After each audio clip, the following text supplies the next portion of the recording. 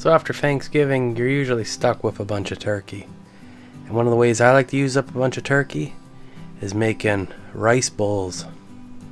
The way I like to make them is with the rice maker, and I do it all in one in the rice maker. So I got a cup of rice, I've got a quarter cup of peas and carrots, and then I've got the rice maker itself as well as some chicken stock.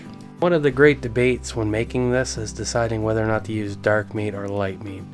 I was originally going to use dark, but I ended up using light, and I think it works out pretty good either way. In this demonstration, I'm using my hands to tear the bird asunder into smaller pieces, but it can also be done with a knife. It depends a lot on the type of meat being used.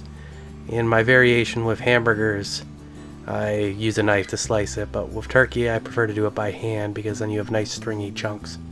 Okay, now to prep our rice maker. So a lot of people have issues with rice makers, and I think a lot of that comes down to not knowing how the measurement on the side of the vessel works. Now it has different quantities, like 1 cup, 2 cup, or quarts, or whatever it is. But with the 1 cup, for example, that doesn't mean you fill it up to rice to that amount and then add water.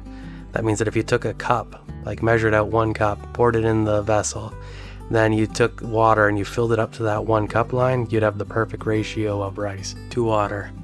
Of course, I'm not going to be using water in this. I'm going to be using soup stock, more specifically chicken stock, chicken broth.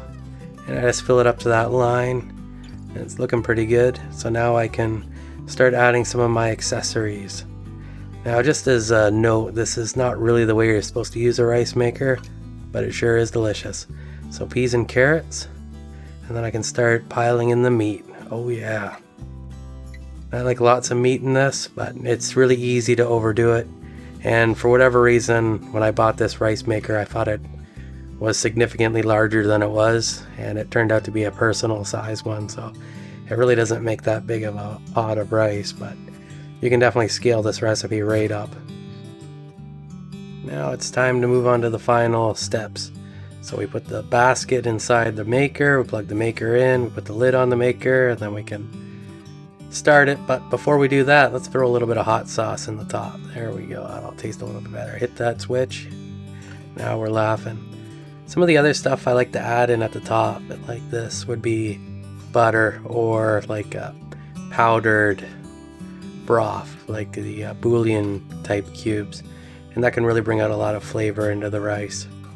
And you can also just do that with your rice in general. You could just have your rice and then use like a soup broth or the bouillon cubes just to kind of spice it up. Throw in a little bit of hot sauce. There you go, you got something cooking. Now this will take a lot longer to finish its run due to having the frozen peas inside, but it still doesn't take very long.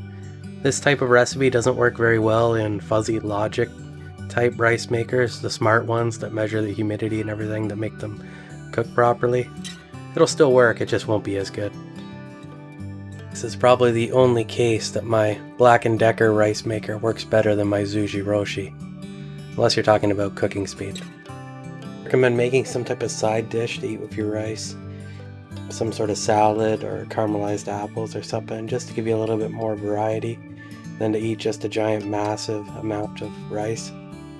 Even with the vegetable, it's still lots of calories, but sometimes that's exactly what you need. And I think this is just about ready to pop now. And there it went. And that's great. So now we can start working on our final act of this delicious rice. So I'm just going to scoop it out with a plastic spoon. Use the plastic spoon so it doesn't scratch the liner of the rice maker. So I just like mixing it up a little bit in a nice big bowl, adding a little bit of soy sauce to enhance the flavor, as well as a little bit of rice wine vinegar. Usually that spruces it up. Then once I'm satisfied with the taste, I get it in some serving bowls and then plate it up with my salad. And that's the end of this one. So let me know how you make your rice bowls in the comments below. And if you like this video and like to see more of it, please like and subscribe. And until next time, stay awesome.